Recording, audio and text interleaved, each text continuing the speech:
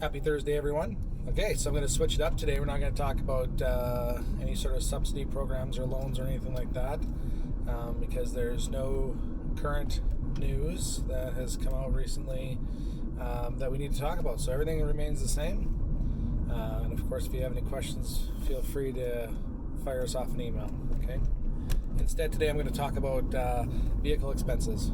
Okay, so there's two different ways of writing off vehicle expenses, and whether you're a sole proprietor or a corporation. Okay, so let's talk about sole proprietors because that's the harder but easier one. Okay, it's easier to talk about, but it's more difficult to calculate. Okay, or keep track of. Not calculate. Calculating is easy, but okay. So what you do is, the question I had this morning was that, can I have 3 vehicles in my company?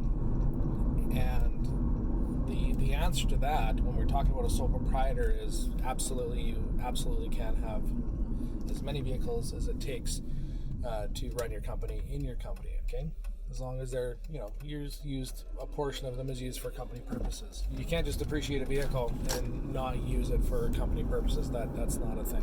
That's not allowed.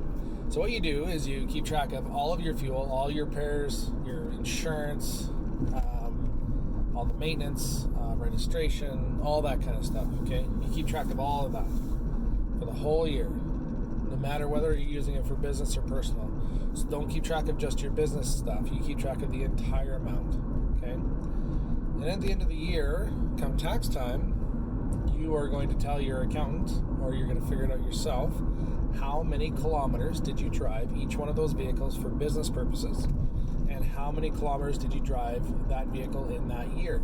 Now, this requires a logbook. You have to have a logbook. This area is going to ask you for a logbook. Okay?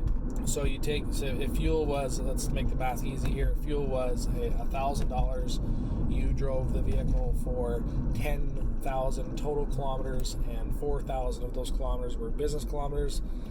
That is 40%. 40% of $1,000, you're going to be able to claim $400 of that fuel. Okay, that's the easy but more time-consuming way of doing it. But your only option as a sole proprietor. Okay, we get a lot of times, we got people coming in saying, "Hey, do you know how to do kilometers for sole proprietors?" And what they're asking for is the rates for kilometers, and which doesn't apply to a sole proprietor. So rates only apply to corporations. So this is when you're using your personal vehicle to do corporate work. Okay, so you have 2 options. The corporation will own the vehicle completely and use it for 90% or more business purposes, and you want it to be 90% or more so you don't get charged a standby charge. We're not going to go into standby charges because,